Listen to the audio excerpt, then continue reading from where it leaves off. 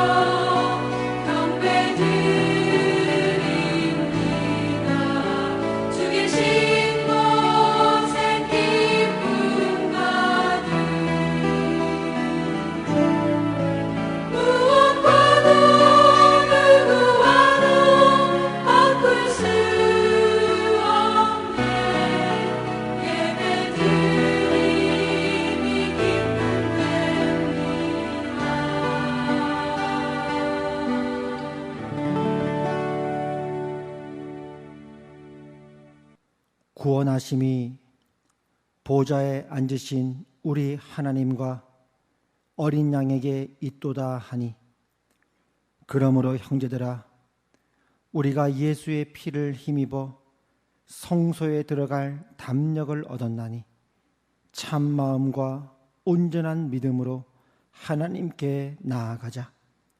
하나님은 영이시니 예배하는 자가 영과 진리로 예배할지니라. 아멘. 할렐루야. 온 천지에 충만하신 하나님의 영광을 찬양하며 선포합니다. 오늘도 이 복된 주일을 우리에게 허락하시고 하나님의 은혜의 보좌 앞에 예수 그리스도의 피를 힘입어 담대히 나오게 하시니 감사합니다. 이 시간 하나님의 그 크신 은혜와 긍휼에 의지하여 예수 그리스도의 이름으로 구하옵나니 하나님의 얼굴빛을 우리에게 비추어 주시옵소서.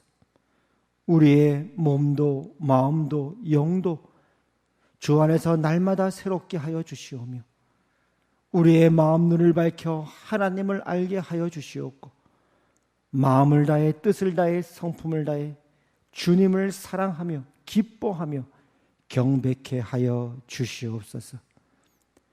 예수님 이름으로 기도합니다. 아멘. 찬송가 28장 찬송드립니다.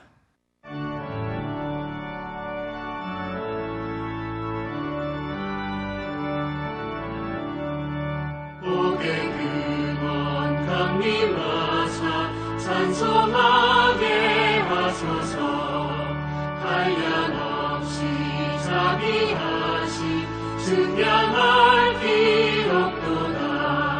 천사들의 찬송가를 내게 가르치소서. 구속하신 그 사랑을 항상 찬송합니다. 주의 크신 도움마다 이때까지 왔으니 이와 같이 천국에도 이르기를 바라네. 하나님의 품을 떠나 죄에 빠진 우리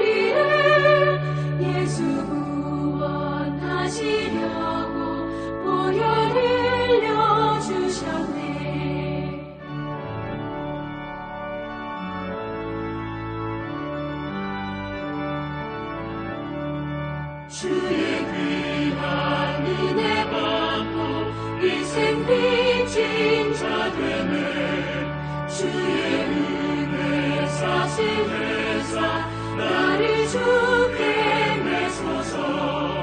우리 마음은 연약하여 범죄하기 쉬우니 하나님이 받으시고 전국 이루시소서.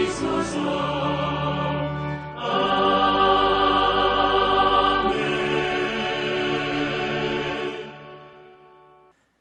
찬송가 뒤에 교도문 19번입니다.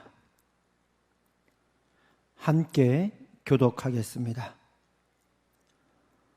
허물의 사함을 받고 자신의 죄가 가려진 자는 복이 있도다. 마음에 간사함이 없고 여호와께 정죄를 당하지 아니하는 자는 복이 있도다. 내가 입을 열지 아니하였을 때에 종일 신음함으로 내 뼈가 쇠하였도다. 주의 손이 주야로 나를 누르시오니 내 진액이 빠져서 여름 가뭄의 마름같이 되었나이다. 주께 내 죄를 아뢰고 내 죄악을 숨기지 아니하였더니 곧 주께서 내 죄악을 사하셨나이다. 이로 말미암아 모든 경건한 자는 주를 만날 기회를 얻어서 주께 기도할지라. 진실로 홍수가 범람할지라도 그에게 미치지 못하리이다. 주는 나의 은신처이시오니 환난에서 나를 보호하시고 구원의 노래로 나를 두루시리이다. 너희 의인들아 여호와를 기뻐하며 즐거워할지어다. 마음이 정직한 너희들아 다 즐거이 외칠지어다. 아멘. 사도신경으로 우리의 신앙을 고백드리겠습니다. 나는 전능하신 아버지 하나님, 천지의 창조주를 믿습니다. 나는 그의 유일하신 아들, 우리 주 예수 그리스도를 믿습니다. 그는 성령으로 잉태되어 동정녀 마리아에게서 나시고 본디오 빌라도에게 고난을 받아 십자가에 못 박혀 죽으시고 장사된 지 사흘 만에 죽은 자 가운데서 다시 살아나셨으며 하늘에 오르시어 전능하신 아버지 하나님 우편에 앉아 계시다가 거기로부터 살아있는 자와 죽은 자를 심판하러 오십니다. 나는 성령을 믿으며 거룩한 공교회와 성도의 교제와 죄를 용서받는 것과 몸의 부활과 영생을 믿습니다. 아멘. 찬송가 357장 찬송드립니다.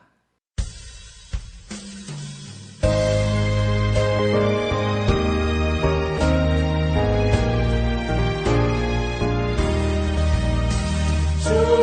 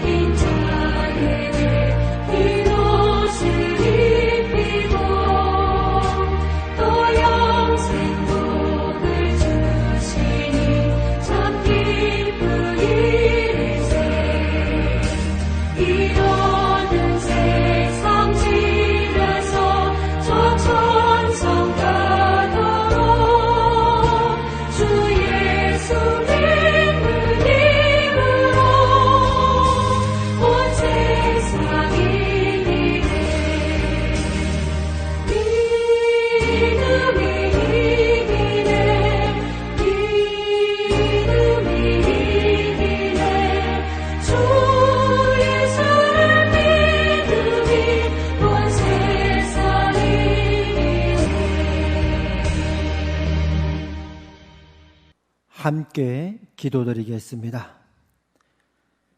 하나님 아버지의 은혜를 감사합니다. 지난 한 주간도 우리와 함께 하시고 우리를 지키시고 보호하신 하나님, 우리의 모든 고통과 아픔 중에 또한 함께 하시고 우리의 기쁨과 찬송 위에 함께 그 찬양을 받으신 하나님, 그 하나님께서 오늘도 이 복된 주일을 맞이하여 하나님을 예배하는 이 복된 예배의 자리로 우리의 마음과 발걸음을 인도해 주시니 감사합니다. 이 시간 우리가 속한 각처 각지에서 하나님의 얼굴을 구하며 주의 이름을 부를 때에 하나님 우리의 예배를 받아 주시옵소서. 특별히 한 주 동안 살면서 우리가 지었던 모든 죄악, 우리의 악함, 우리의 무지함, 우리의 강팍함, 이 모든 어리석음을 주님 앞에 자복하며 인정하며 이 시간 회개하오니 우리의 모든 죄와 허물을 주의 거룩한 보혈로 덮으시고 사하여 주시고 깨끗하게 하여 주시옵소서.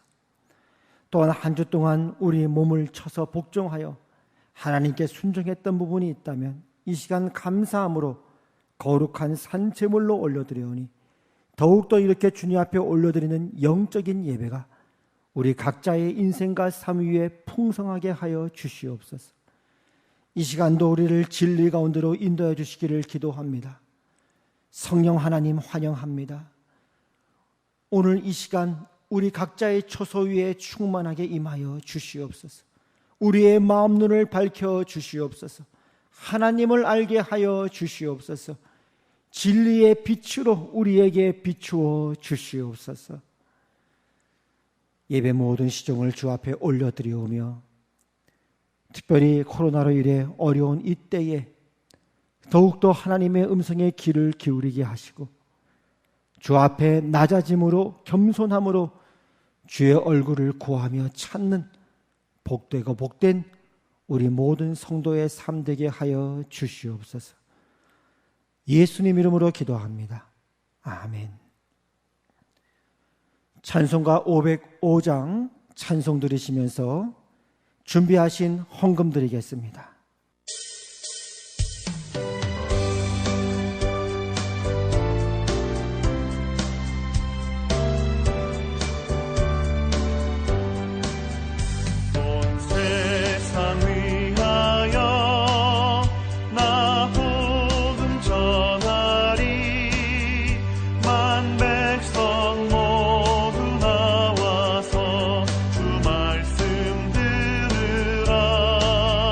주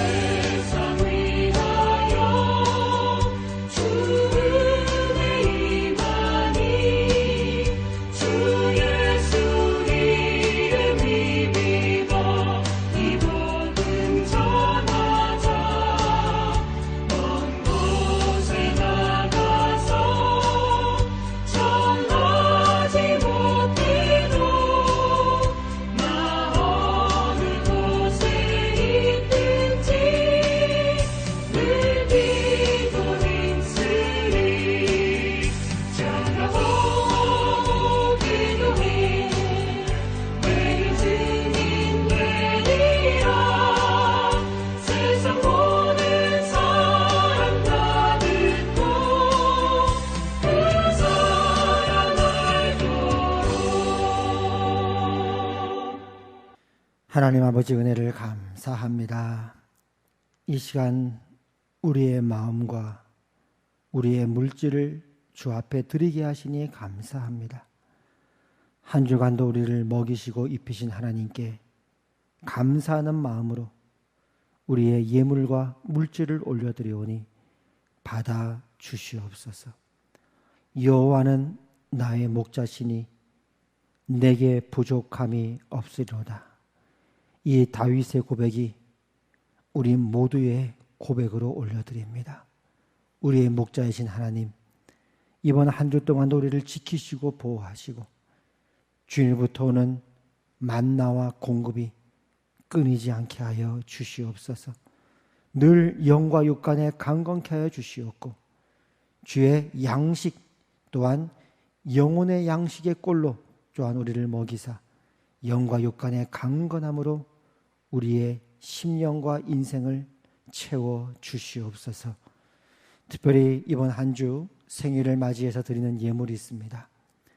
지금까지 지내온 것 하나님의 크신 은혜임을 고백하며 이 시간 예물 드리오니 주여 받아 주시옵소서. 앞으로의 생애가 그 이전보다 더욱더 복되게 하시고 그 삶과 인생과 후손들 위해 주로부터는 은혜와 평강이 가득 넘치는 복되고 복된 생애와 가문되게 하여 주시옵소서.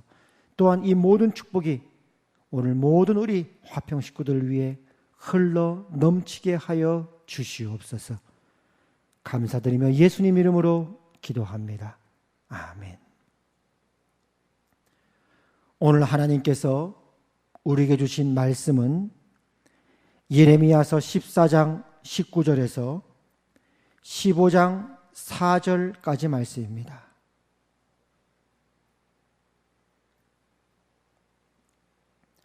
한 절씩 교독하겠습니다. 주께서 유다를 온전히 버리시나이까? 주의 심령이 시온을 싫어하시나이까? 어찌하여 우리를 치시고 치료하지 아니하시나이까? 우리가 평강을 바라도 좋은 것이 없고 치료받기를 기다리나 두려움만 보나이다. 여호와여, 우리의 악과 우리 조상의 죄악을 인정하나이다. 우리가 주께 범죄하였나이다. 주의 이름을 위하여 우리를 미워하지 마옵소서. 주의 영광의 보좌를 욕되게 마옵소서. 주께서 우리와 세우신 언약을 기억하시고 패하지 마옵소서. 이방인의 우상 가운데 능히 비를 내리게 할 자가 있나이까? 하늘이 능히 소나기를 내릴 수 있으리이까? 우리 하나님 여호와여, 그리하는 자는 주가 아니시니까? 그러므로 우리가 주를 앙망하옵는 것은 주께서 이 모든 것을 만드셨음이니이다 하니라.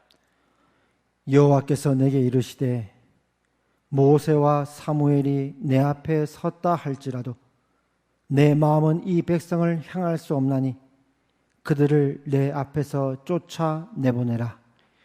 그들이 만일 내게 말하기를 우리가 어디로 나아가리요 하거든 너는 그들에게 이르기를 여호와께서 이와 같이 말씀하시니라. 죽을 자는 죽음으로 나아가고 칼을 받을 자는 칼로 나아가고 기근을 당할 자는 기근으로 나아가고 포로될 자는 포로됨으로 나아갈지니라 하셨다 하라. 여호와의 말씀이니라. 내가 그들을 네 가지로 벌하리니 곧 죽이는 칼과 찢는 개와 삼켜 멸하는 공중의 새와 땅의 짐승으로 할 것이며. 다 같이 읽겠습니다. 유다 왕 히스기야의 아들 므낫세가 예루살렘에 행한 것으로 말미암아 내가 그들을 세계 여러 민족 가운데에 흩으리라. 아멘. 교회 소식을 전해드리겠습니다. 영상을 참조해 주시기를 바랍니다. 8월 무더위가 지속되고 있습니다. 여러분 아무쪼록 건강에 유의하시기를 바랍니다. 지금 우리가 서로 대면으로 보지 못하지만은 여러분 각자 각 처소에서 건강을 잘 지켜주시다가 또 밝은 모습으로 서로 보도록 하겠습니다. 또 아울러 이 8월 기간 여러분의 영적인 재충전과 쉼이 있는 기간 되시기를 바랍니다. 우리 정부와 방역 당국의 사회적 거리두기 2단계 강화 조치로 인해서 지난 8월 19일 수요일부터 모든 예배가 비대면으로 진행되고 있습니다. 따라서 수요 예배와 주일 예배는 온라인으로 예배를 드리고 있는데요. 지금까지 소식은 9월 6일 그 주일까지 2단계 강화 조치가 확대된다고 하는 조치가 나왔습니다. 앞으로 계속적으로 추후의 상황은 또 그 상황에 따라서 여러분에게 소식 드리도록 하겠습니다. 교회 홈페이지와 유튜브를 참고해 주시기를 바랍니다. 예, 교회 홈페이지 주소가 변경되었습니다. 참조해 주시기를 바랍니다. 또 이번 주 생일이신 분들 주님의 이름으로 축하드립니다. 지금까지도 하나님 여러분과 함께 하셨고 앞으로도 여러분의 목자 되신 하나님께서 여러분을 인도하시고 지키시고 보호할 줄로 믿습니다. 더욱더 은혜와 평강이 넘치는 삶 되시기를 바랍니다.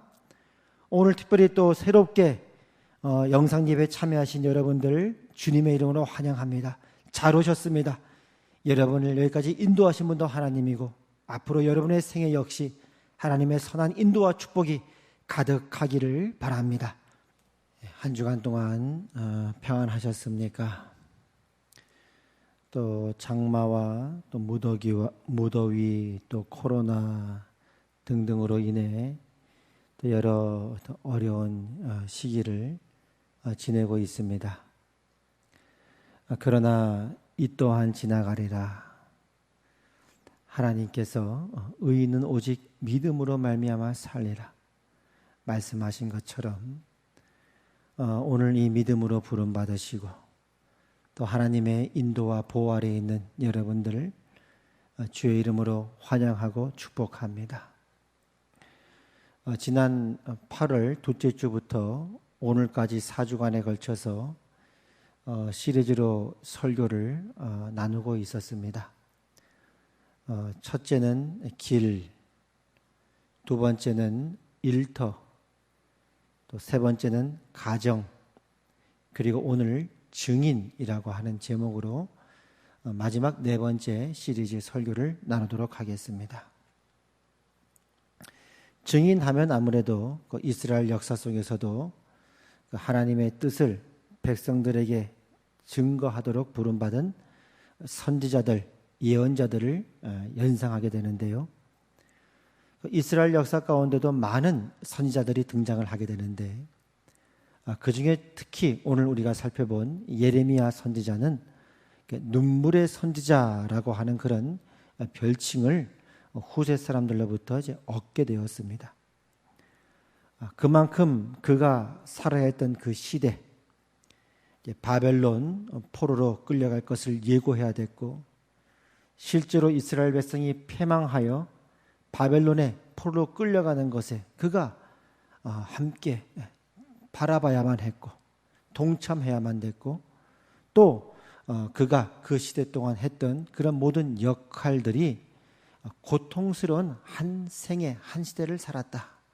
그런 의미에서 이제 후세 사람들이 눈물의 선지자라고 하는 별칭을 붙여주지 않았나 하는 생각을 하게 되어집니다. 선지자들의 그 역할은 크게 이제 두 가지로 살펴볼 수 있는데요. 하나는 그 하나님과 사람 사이에 서서 하나님의 뜻을 백성들에게 전함으로써 백성들이 하나님의 그 뜻을 알고 돌이켜 회개하도록 하는 그런 역할을 맡은 것이 있고요. 또 하나는 하나님 앞에서 그 백성들을 위해 탄원함으로써 그 하나님의 그 진노를 돌이키도록 하는 그런 역할을 한 것 또한 선지자들의 역할이었습니다. 대표적으로 이제 모세 시대 때 보면 이제 이스라엘 백성들이 금송아지를 만들어서 이제 하나님 앞에 반역하고 거역하게 되었죠. 그러자 하나님께서 이스라엘 백성들에게 진노하시게 되고 그들을 진멸하겠다고 모세에게 말씀하십니다. 그러자 이제 모세가 이렇게 하나님 앞에 탄원을 하는데요. 이렇게 기도합니다. 모세가 그의 하나님 여호와께 구하여 이르되 여호와여 어찌하여 그 큰 권능과 강한 손으로 애굽 땅에서 인도하여 내신 주의 백성에게 진노하시나이까. 어찌하여 애굽 사람들이 이르기를 여호와가 자기의 백성을 산에서 죽이고 지면에서 진멸하려는 악한 의도로 인도해 내었다고 말하게 하시려 하나이까. 주의 맹렬한 노를 그치시고 뜻을 돌이키사 주의 백성에게 이 화를 내리지 마옵소서. 주의 종 아브라함과 이삭과 이스라엘을 기억하소서. 주께서 그들을 위하여 주를 가리켜 맹세하여 이르시기를 내가 너희의 자손을 하늘의 별처럼 많게 하고 내가 허락한 이 온 땅을 너희의 자손에게 주어 영원한 기업이 되게 하리라 하셨나이다. 여호와께서 뜻을 돌이키사 말씀하신 화를 그 백성에게 내리지 아니하시니라. 이와 같이 선지자의 역할은 한편으로는 하나님의 뜻을 백성들에게 전달하여 백성들로 하여금 그 하나님께 돌이키도록 하는 역할을 한 것뿐 아니라 동시에 백성을 위해 탄원함으로써 하나님의 진노를 돌이키도록 하는 것 또한 그런 선지자들의 역할이었다는 것을 알게 되어집니다. 오늘 우리가 아까 읽었던 예레미야서 14장 19절도 보면 그 예레미야의 탄원이 등장을 합니다. 주께서 유다를 온전히 버리시나이까. 주의 심령이 시온을 싫어하시나이까. 어째 우리를 치시고 치료하지 아니하시나이까. 우리가 평강을 바라도 좋은 것이 없고 치료받기를 기다리나 두려움만 보나이다. 여호와여 우리의 악과 우리 조상의 죄악을 인정하나이다. 우리가 주께 범죄하였나이다. 주의 이름을 위하여 우리를 미워하지 마옵소서. 주의 영광의 보좌를 욕되게 마옵소서. 주께서 우리와 세우신 언약을 기억하시고 패하지 마옵소서. 아까 이제 모세가 했던 기도와 일맥상통하죠. 우리는 하나님께 범죄하였나이다. 그러나 하나님 주의 이름을 위하여 우리를 미워하지 마시고 우리에게 세우신 주님의 언약을 기억하여 주시옵소서. 진노를 돌이켜달라고 하나님 앞에 청원하게 되어집니다. 그러나 이제 그 모세 시대와는 다르게 이제 예레미야 시대 때는 하나님께서 예레미야에게 이런 답변을 주십니다. 여호와께서 내게 이르시되 모세와 사무엘이 내 앞에 섰다 할지라도 내 마음은 이 백성을 향할 수 없나니 그들을 내 앞에서 쫓아내 보내라. 그들이 만일 내게 말하기를 우리가 어디로 나아가리요 하거든 너는 그들에게 이르기를 여호와께서 이와 같이 말씀하시니라. 죽을 자는 죽음으로 나아가고 칼을 받을 자는 칼로 나아가고 기근을 당할 자는 기근으로 나아가고 포로될 자는 포로됨으로 나아갈지니라 하셨다 하라. 유다 왕 히스기야의 아들 므낫세가 예루살렘에 행한 것으로 말미암아 내가 그들을 세계 여러 민족 가운데 흩으리라. 하나님의 답변은 나는 뜻을 돌이키지 않겠다. 모세와 사무엘이 내 앞에 섰다 할지라도 나는 이 백성을 향한 진노의 뜻을 이룰 것이다. 그들을 세계 여러 민족 가운데 흩을 것이다. 이렇게 답변을 하죠. 그러니까 예레미야 입장에서는 왜 그의 별칭이 눈물의 선지자였느냐? 어느 선지자나 다 하나님 앞에 서서 그 하나님께서 맡겨주신 그 사명을 감당했고 또 많은 고난과 박해를 받은 것이 모든 선지자의 공통점에도 불구하고 왜 특별히 이제 예레미야만큼은 눈물의 선지자라고 하는 별칭을 후손들이 붙여주었는가? 예레미야 입장에서 보면 그가 하나님의 뜻을 백성들에게 전달함으로 백성들이 하나님께로 돌이킨 것도 아니고 그렇다고 해서 예레미야가 백성을 위해 탄원함으로써 하나님께서도 그 진노의 뜻을 돌이킨 것이 아니니 결국 이스라엘 백성들은 바벨론으로 포로로 끌려가게 되었고 그 나라는 패망하게 되었으니 그는 울 수밖에 없었다 이거죠. 눈물을 흘릴 수밖에 없었다 그러죠. 그가 살았던 그 시대, 또 그가 전해했던 그 메시지, 그가 했던 모든 역할 자체가 울 수밖에 없었던 그런 눈물의 선지자였다고 후손들이 인정하게 된 셈이 되어지는 것입니다. 그래서 예레미야의 그 생애를 보면 그가 평생을 그 역할을 하면서 이렇게 하소연을 하게 되죠. 여호와여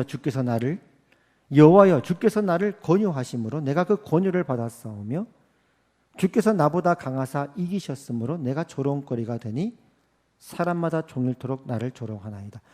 하나님 나를 속이셨습니다. 이 권유했다는 말이 히브리어 원어에는 속였다는 뜻이 있습니다. 하나님이 나를 속이셔서 내가 종일토록 조롱거리가 되었습니다. 백성들이 하나님께 회개한 것도 아니고 하나님께서도 그 진노의 뜻을 돌이키지 않으시는데 왜 나를 선자로 세우셨습니까? 나를 속이신 거 아닙니까? 뭐 이런 셈이 되어지는 거죠. 급기야는 자신의 생애까지 저주하게 되어지니까요. 내 생일이 저주를 받았다면, 나의 어머니가 나를 낳았던 날이 복이 없었다면, 나의 아버지에게 소식을 전하여 이르기를 당신이 등남하였다 하여 아버지를 즐겁게 하던 자가 저주를 받았다면 어찌하여 내가 태에서 나와서 고생과 슬픔을 보며 나의 날을 부끄러움으로 보내는고. 내가 왜 태어났습니까? 내가 하필 왜 또 이때에 태어났습니까?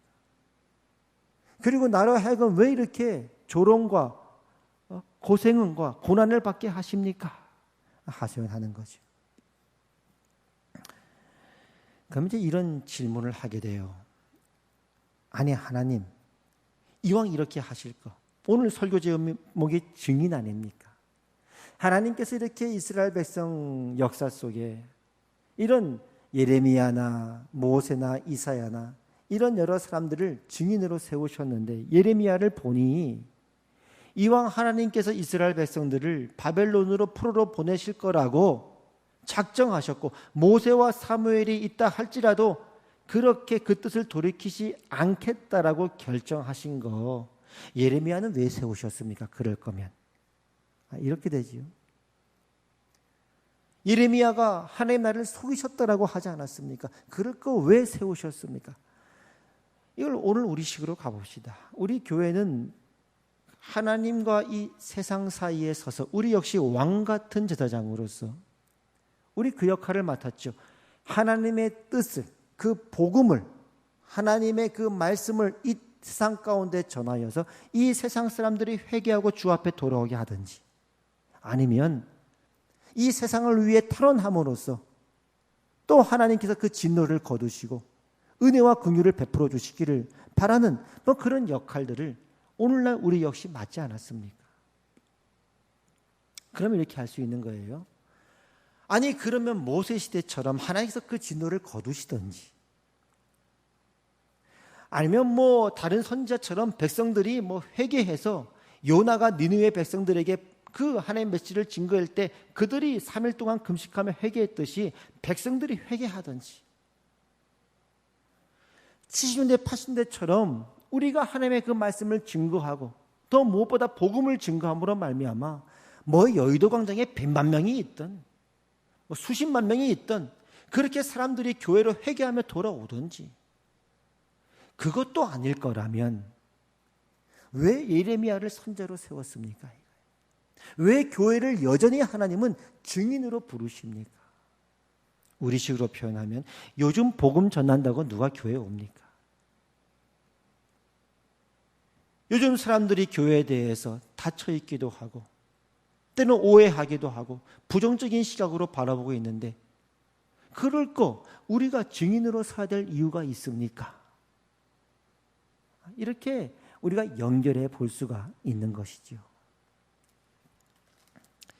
여기에 우리가 이스라엘의 역사를 보면 이런 이스라엘에 흘러갔던 역사들, 모세 시대가 되었건 이사야 시대가 되었건 예레미야 시대가 되었건 각자가 처한 그 역사 속에 하나님께서 특별하게 세우신 선지자들이 있었고 그들이 해야 됐던 역할과 사명이 있었는데 거기에 대해 또 다른 세 번째 선지자의 중요한 본질적인 위치가 있습니다. 그것은 바로 참여입니다. 참여. 한 시대, 그가 살아갔던 그 시대 속에서 그게 70년대가 되었건 80년대가 되었건 2000년대가 되었건 예레미야 시대가 되었건 아니면 요나가 되었건 모세가 되었건 각자가 처한 그 시대 속에서 그들은 하나님께서 하시는 그 역사, 하나님께서 하시는 그 일에 그들이 참여하도록 부름받았다. 이게 어떤 의미냐면 사실상 아까 우리가 모세의 기도를 살펴봤지만요, 그 모세는 누구를 예표하냐면 예수님을 예표합니다. 모세가 그 백성들에게 나와 같은 선지자들을 앞으로 하나님께서 너희를 위해 세울 거라고 말을 했거든요. 예언을 했는데 그 모세가 예언했던 그 선지자가 바로 예수님입니다. 말하자면 아까 모세가 하나님 앞에 백성을 위해 탄원했던 그 탄원은 다름 아닌 예수 그리스도의 중보, 예수 그리스도의 기도와 그분의 삶과 사역을 예표한 것이고, 다름 아닌 그것은 바로 하나님 아버지의 백성을 향한 진심이었다 하는 것이죠. 그 아버지의 마음, 백성을 향한 하나님의 진심, 거기에 하나님이 택하신 그 모세와 선지자들이 참여하게 되었다. 우리가 자녀를 키울 때 뭐 이렇게 너무 말 안 듣고 속상하면 이렇게 얘기하죠. 너 그렇게 공부할 거면 학교 가지 마. 그 말은 무슨 말이죠? 열심히 학교 다니라는 말이죠. 열심히 공부해서 훌륭한 학생이 돼야 돼. 이 진심 아닙니까? 자식이 그 부모님의 말씀을 듣고는 실제로 진짜 자퇴를 해버렸어요. 학교 안 간다고. 만약 그랬다면 억장이 무너지는 것은 부모님 아닙니까?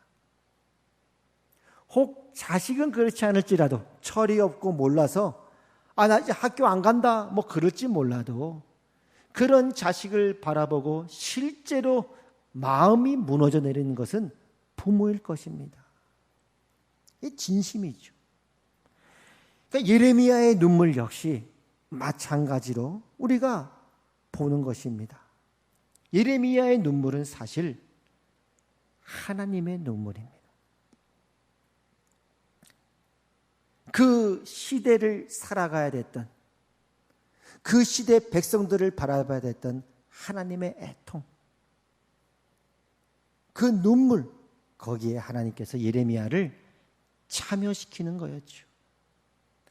나중에 예레미야가 이렇게 고백을 합니다. 주께서 인생으로 고생하게 하시며 근심하게 하심은 본심이 아니시로다.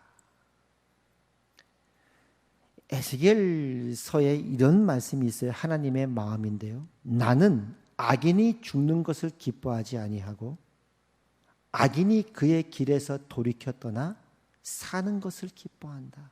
하나님의 진심은 이스라엘 백성들이 포로로 가는 것이 진심이 아니었다.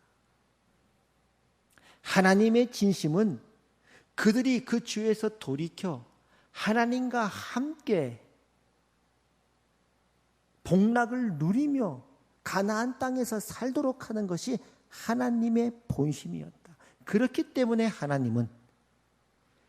하나님께서 이스라엘 백성을 바벨론으로 포로로 보내셨지만 마침내 다시 70년이 찾아 그 이스라엘 백성을 다시 그 고향으로 돌아오게 하고야 마셨고, 그리고 이스라엘에게 약속했던 하나님의 그 뜻과 복락을 마침내 성취하고 완성하시고야 마실 것이다. 이것이 이스라엘 백성을 향한 하나님의 진심이었다. 그것을 예레미야가 깨닫게 되고 고백하게 되어집니다. 그래서 이 예레미야의 입장에서는 이 못난 인생, 하나님을 향해 끊임없이 거역하고 반역하는 그 백성들 가운데, 그 못난 시대와 인생 위에 함께 하시는 애끓는 하나님의 마음에 동참하는 자로 하나님께서 예레미야를 불렀다는 것을 알 수 있습니다. 사도 바울은 로마서 9장에서 자기 동족 이스라엘의 구원을 위해서라면 내 자신이 저주를 받아 그리스도에게서 끊어질지라도 동족이 구원받을 수 있다면 그렇게 되기를 원한다라고 그가 토로하고 있습니다. 그러나 우리가 알듯이 사도 바울의 생애 동안 많은 유대인들은 여전히 복음을 거부했고 교회를 박해했습니다. 그리고 사도 바울의 그 말년에는 심지어 처음 함께 했을 때의 그 사람들조차도 다 자기를 떠나버렸다라고 그가 이야기를 합니다. 그럼 동일한 질문이죠. 그럴 거 왜 바울을 세웠냐 이거예요. 유대인들이 회개한 것도 아니고 수많은 사람들이 동죄를 말도 다 떠나가 버렸으니 그럴 거 못하러 하나님께서 바울을 세우셔서 증인으로 세웠냐 이 말이에요. 거기에 사도 바울은 자기가 살아왔던 인생, 자기가 걸어왔던 길, 자기가 감당했던 그 역할과 사역에 대해서 이렇게 이야기를 합니다. 나는 그리스도와 그 부활의 권능과 고난에 참여함을 알고자 한다. 나는 지금 아버지의 진심에 동참하고 있고 아버지의 마음에 참여하고 있어서 내 삶과 내 전생애가 그런 하나님의 본심을 증거하는 자로 내가 지금 세워졌다. 그래서 때로 수많은 동족들이 여전히 하나님을 대적하고 복음을 거부하고 거절하고 있다 할지라도 나는 그 하나님의 진심을 증언하는 자로서 내 생애 전체가 서 있는 것이고 나는 그것을 위해 태어났고 그것을 위해 살고 있고 그것을 위해 마지막까지 충성하여 내 생애를 마친다. 결국 그는 순교로서 그의 생애를 마칩니다. 이게 증인이죠. 오늘 우리는 이 세상의 빛과 소금으로서 왕 같은 제사장으로서 동일한 역할을 부름받고 있는 것입니다.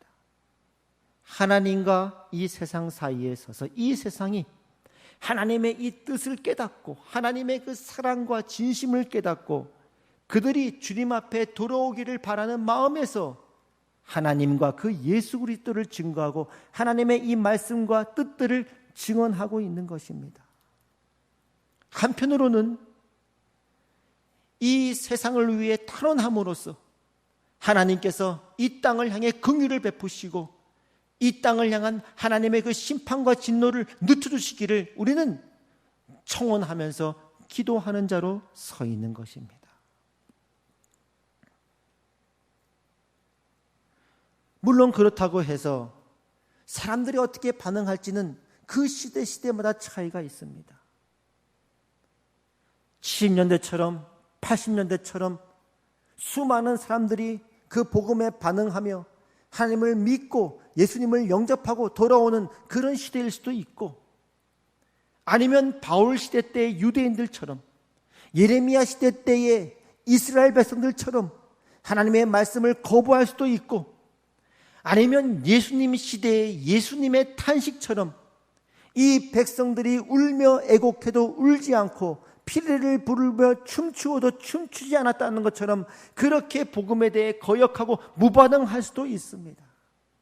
그러나 여전히 우리는 지금 이 땅의 증인으로 부름받았다고 하는 그 의미 속에는 이 세상을 향한 하나님의 진심, 하나님의 본심을 증언해야 하는 자로서 그 하나님의 애끓는 마음과 심령에 동참하고 참여하는 자로서 우리가 부름을 받았다는 점에 있어서 이 교회의 가치, 여러분의 그 가치와 그 귀함, 그 복되신 부르심이 있는 것입니다. 이것 봐라. 여기 내 마음이다. 이것이 내 진심이다. 나는 너희가 그 악으로 말미암아 죽는 것을 기뻐하지 아니하고 그 악한 길에서 돌이켜 떠나 사는 것을 내가 기뻐한다. 하나님께로 돌아오라. 십자가로 돌아오라. 이 증언하는 자로서 10명이 거기에 반응하던 10만 명이 반응하던 모든 사람이 돌을 던지던 그 세상 역사 한 무대에 서서 우리는 이것을 증언하도록 부름받은 자들이라는 사실입니다. 예수님께서 친히 이렇게 말씀하셨습니다. 한 사람이 심고 다른 사람이 거둔다 하는 말이 옳도다. 너희는 그들이 노력한 것에 참여하였느니라. 이 말씀은 이렇게 우리가 볼 수 있습니다. 누군가는 울며 씨를 뿌려야 할 때가 있었고, 누군가는 기쁨으로 거두어야 할 때가 있었다. 그러나 울면서 씨를 뿌리는 사람이건 기쁨으로 거두는 사람이건 그들을 모두는 하나님의 일에, 하나님의 사역에, 하나님의 역사에 동참하는 자들이었고, 너희 역시 그렇게 동참하는 자들로, 참여하는 자들로 부름을 받았다. 모세도, 예레미야도, 바울도, 또 수많은 믿음의 하나님의 사람들도 각자 자기가 처한 그 시대 속에서, 그 자기가 역할을 했던 그 역사의 그 무대 속에서 모두 각자가 자기의 배역을 해왔다.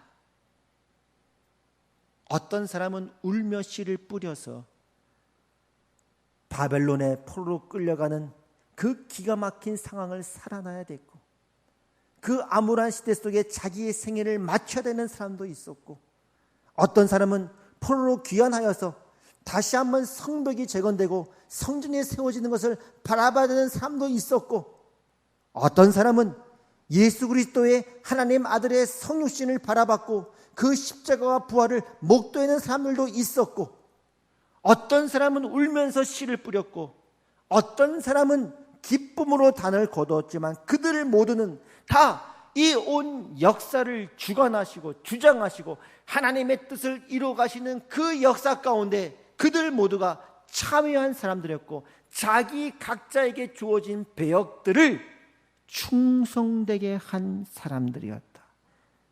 너희가 그러하다. 70년대이건 80년대이건 2020년이건 너희는 내가 너희를 세우고 부른 너희의 오늘의 무대에서, 오늘의 삶 속에서 하나님의 일에 참여하라. 울며 씨를 뿌릴 자는 울면서 뿌리라. 기쁨으로 거둘 자는 기쁨으로 거두라. 너희 역시 내 일에 참여하는 증인이요 왕같은 제사장으로 내가 너희를 세우고 불렀노라. 그래서 오늘도 우리는 그 하나님의 진심과 마음을 품고 우리가 기도하고 있는 그 영혼을 향해, 또 이 세상을 향해 외치는 것입니다. 예수 그리스도 하나님의 아들, 우리의 구원자, 기도하겠습니다. 하나님 아버지 은혜를 감사합니다. 오늘 우리를 모세처럼, 예레미야처럼, 이사야처럼, 바울처럼 너희는 왕같은 제사장들이라고 우리를 불러주시니 감사합니다. 주님 오시는 그날까지 이 부르신 부름에 충성되게 하여 주시옵고, 우리 각자가 처한 상황과 시대와 무대 속에서 우리가 맡은 배역을 충성됨으로 감당함으로 말미암아 하나님의 그 크신 역사에 참여하는 귀한 은혜들을 허락하여 주시옵소서. 복음의 문을 열어주시고 담대히 그리스도의 복음을 우리의 입술을 통해 증거하게 하여 주시옵소서. 예수 그리스도 하나님의 아들, 하나님의 진심, 하나님의 사랑, 우리의 구원자. 아멘입니다. 예수님 이름으로 기도합니다. 아멘. 아픈 데 손 얹으시고 치유기도 하겠습니다. 나사렛 예수 그리스도 이름으로 하나님의 나라가 이곳에 임하였음을 선포합니다. 이 시간 예수 그리스도 이름으로 명령하노니 성도들이 손을 대고 있는 몸의 모든 약한 부분들, 질병들 예수 그리스도 이름으로 명령하노니 너희는 떠나갈지어다. 이제는 우리 주 예수 그리스도의 은혜와 하나님 아버지의 그 크신 사랑과 성령 하나님의 감화, 감동, 교통, 위로 역사하심이 이 땅의 소금으로 빛으로 하나님의 증인으로 진리의 기둥과 터로 부름받은 우리 화평교회 모든 권속들과 교회 위에 이제부터 영원까지 항상 함께 하시기를 주님의 이름으로 축원하옵나이다. 아멘.